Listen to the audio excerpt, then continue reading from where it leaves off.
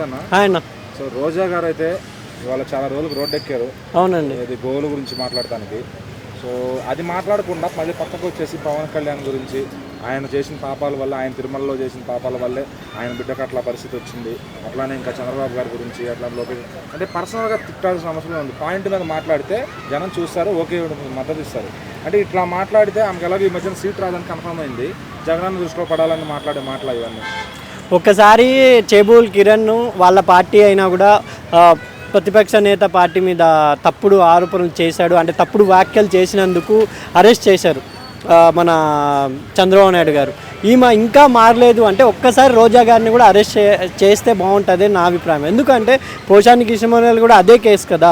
ఎందుకంటే పాలిటిక్స్లో వాళ్ళు పదే చెప్తారు, పాలిటిక్స్లో మేమున్నాం, మీరున్నారు, మా మీద చేయండి, కానీ పిల్లోళ్ళ మీద కానీ ఇంట్లో వాళ్ళ మీద కానీ ఏం సంబంధం అసలు. ఇప్పుడు రోజా గారు అక్కడికి వెళ్ళింది గో సమస్య గురించి మాట్లాడడానికి. అందుకే రోజా గారికి ఇప్పటికి కూడా అక్కడ వాళ్ళ వెనకలు ఉన్న వాళ్ళు ఇప్పటికి కూడా హెచ్చరించకపోతే ఆమె పాతాళానికి వెళ్ళిపోతారు రాజకీయంలో. ఎందుకంటే జగన్ గారు అంత మంచి పథకాలు ఇచ్చినా కూడా ఎందుకు వెనకబడ్డారు అంటే వీళ్ళు అక్కడ వెళ్ళి జగన్ గారు ఇలాంటి పథకాలు ఇచ్చారని చెప్పకుండా పవన్ కళ్యాణ్ 3 పెళ్ళిళ్ళు చేసుకున్నారు, చంద్రబాబు నాయుడు భార్య ఇలా చేశారు అలా చేశారు అనడంలోనే ప్రజలు ఆసక్తి కోల్పోయి చంద్రబాబు నాయుడు గారికి ఛాన్స్ ఇచ్చారు. ఇప్పుడు మీరు వెళ్ళిన సమస్య ఏంది?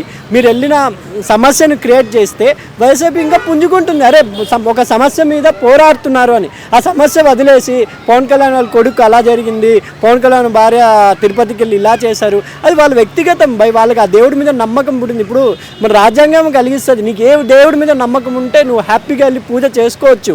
ఎందుకంటే ఎక్కడ ఇప్పుడు చాలామంది మసీదుకి వెళ్ళే వాళ్ళు గుళ్ళకి వెళ్తున్నారు, గుళ్ళకి వెళ్ళే వాళ్ళు మసీదులకు వెళ్తున్నారు, దర్గాలకు వెళ్తున్నారు. అది ఎవరి వ్యక్తిగతం వాళ్ళది. మీ ఇంట్లో వచ్చి ఎవరు పూజ చేయలేదు కదా బాస్.